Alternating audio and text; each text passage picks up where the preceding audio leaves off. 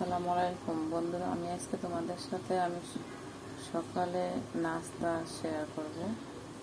সকালবেলা ঘুম থেকে উঠে নামাজ কালাম পড়ে তারপরে সকালে কি নাস্তা খাই সেটা তোমাদের আজকে আমি দেখাবো। আমি প্রথমে ঘুম থেকে উঠে চুলার পর আসার পরে যে দেখো একটু গরম পানি বসাইছি, গরম পানিটা আমি আবার হালকা কিছু পরিমাণ মধু দিয়ে সকালবেলা আগে গরম পানিটা খেয়ে নিই, তারপরে নাস্তা রেডি করে। এই যে নাস্তা রেডি করতেছে, দেখো একটা ডিম পুষ করবো। ডিমটা অনেকে আমরা ডিম তেলে দিয়ে তারপরে লবণ দিই উপরে, না আমার মতো করে খেয়ে দেখো। এই যে লবণটা আগে দিলে এই লবণটা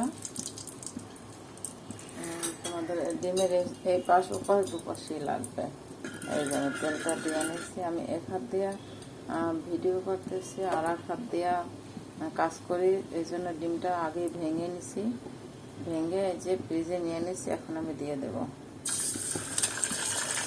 প্রত্যেকটা কাজে শুরুতে বিসমিল্লাহ বলাটা উত্তম আমাদের মুসলিমদের জন্য। এই যে দিয়ে দিচ্ছি, দেখো ডিমটা হইতেছে।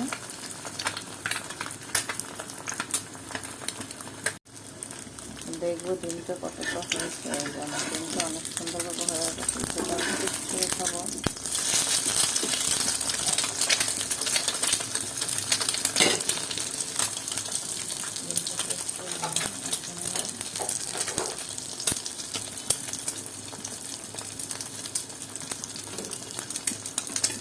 তুলে নেব, তুলে নেওয়ার পরে তারপরে কি নাস্তা রেডি করি সেটা দেখো। আমি কিন্তু ভিডিওতে আগে দেখাইছি যে আমি রুটি এভাবে বেলে রেখে দিই, প্রায় এক সপ্তাহ আমি এভাবে খেতে পারি। এভাবে ফ্রিজে রেখে দিই। এই যে দেখো কত সুন্দর রুটি।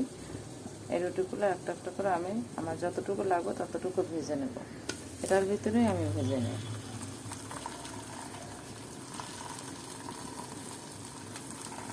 এটা আমি পরিমাণ মতো ঠান্ডা হলে পরে খেয়ে নেব, তারপরে নাস্তা খাবো। এই দেখো যে নাস্তা, আমার নাস্তা রেডি। গরম পানি ওখানে আমি পাকের করেই মানে ভিডিওটা বানালাম।